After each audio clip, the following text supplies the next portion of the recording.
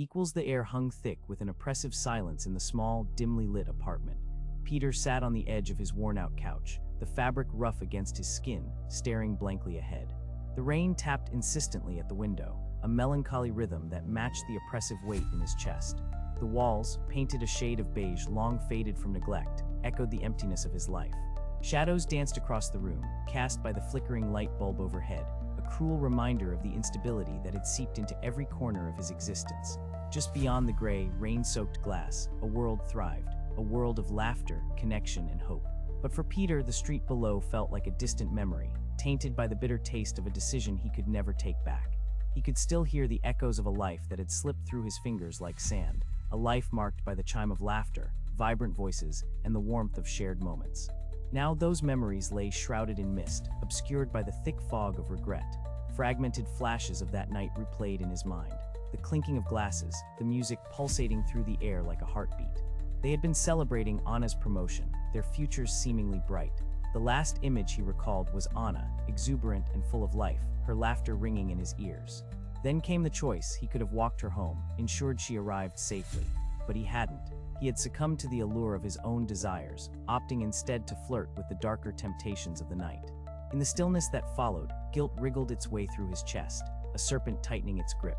He would never know what happened in the hollow hours that followed her departure, the anguished screams echoing through his mind when he received the news. A tragic accident, they said, a twist of fate, but somewhere deep within he knew the truth. His decision had set the wheels of tragedy in motion. He had let her go, and in that moment, he had doomed both their futures. As the hours turned to days, Peter's attempts to quench the flames of remorse only stoked them further. He began to seek absolution through penance, volunteering at shelters, offering his time, pouring his heart into the lives of others as a futile attempt to atone for his failure. Yet every act of kindness was overshadowed by the specter of Anna, haunting him in his quiet hours. The incessant ticking of the clock felt like a countdown, each passage of time underscoring the weight of his sin. Was it justice, or was he simply being punished? A storm of conflicting emotions stirred within him, the anger at himself, the blame pointed outward, even towards Anna, who had unwittingly relied on him in the moments that mattered most.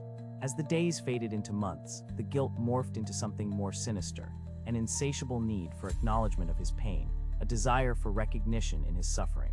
Then came the fateful evening when he found himself face to face with Anna's mother, a tender but fractured woman struggling under the weight of unimaginable loss. They spoke in hushed tones at the flowered grave, time suspended around them. Her eyes were a whirlwind of grief, searching for any fragment of understanding, yet Peter remained a hollow shell, unable to offer solace or meaning to her despair. It was in that moment, standing amidst the delicate blooms, that Peter confronted the raw truth. There was no redemption, no perfect act to erase the stain of his choice. Caught in the throes of this confrontation, he felt a spark of clarity amidst the chaos. The nature of his sacrifice became painfully evident. Perhaps he harbored resentment, not just for Anna's fate, but for the way life insisted on moving forward despite the ghosts of their intertwined past.